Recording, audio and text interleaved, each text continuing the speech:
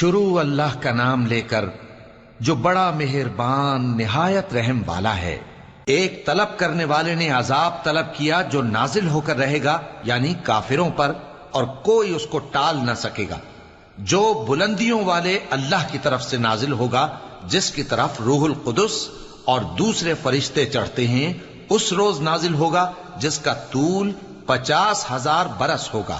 تو تم کافروں کی باتوں کو حوصلے کے ساتھ برداشت کرتے رہو۔ لوگ اس دن کو دور سمجھتے ہیں، جبکہ ہماری نظر میں وہ قریب ہے۔ جس دن آسمان ایسا ہو جائے گا جیسے پگھلا ہوا تانبا، اور پہاڑ ایسے جیسے رنگین اون، اور کوئی دوست کسی دوست کو نہ پوچھے گا، حالانکہ ایک دوسرے کو سامنے دیکھ رہے ہوں گے۔ اس روز گناہگار چاہے گا کہ کسی طرح اس دن کے عذاب کے بدلے میں سب کچھ دے دے، یعنی اپنے بیٹے اور اپنی بیوی اور اپنے بھائی اور اپنا خاندان جس میں وہ رہتا تھا، اور جتنے آدمی زمین پر ہیں، غرض سب کو دے ڈالے، پھر اپنے آپ کو عذاب سے چھڑا لے۔ لیکن ایسا ہرگز نہیں ہوگا۔ وہ بھڑکتی ہوئی آگ ہے، کھال ادھیڑ کر کلیجہ نکال لینے والی۔ وہ ان لوگوں کو اپنی طرف بلائے گی جنہوں نے دین حق سے اعراض کیا اور منہ پھیر لیا، اور مال جمع کیا، پھر سینت سینت کر رکھا۔ کچھ شک نہیں کہ انسان کم حوصلہ پیدا ہوا ہے۔ جب اسے تکلیف پہنچتی ہے تو گھبرا اٹھتا ہے، اور جب ملتا ہے اس کو مال تو بخیل بن جاتا ہے۔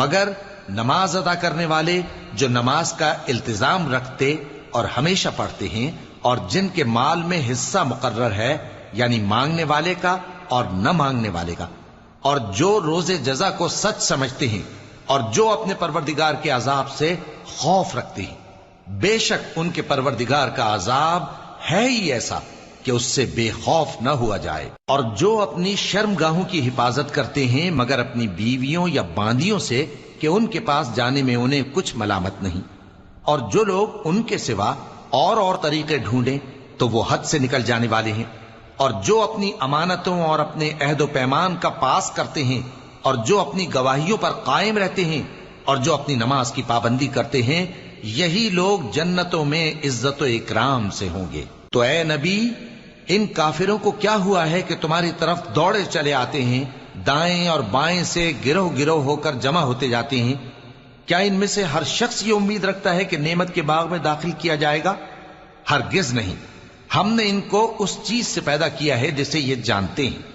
پس مشرقوں اور مغربوں کے مالک کی قسم کہ ہم طاقت رکھتے ہیں، یعنی اس بات پر کہ ان سے بہتر لوگ بدل لائیں، اور ہم عاجز نہیں ہیں۔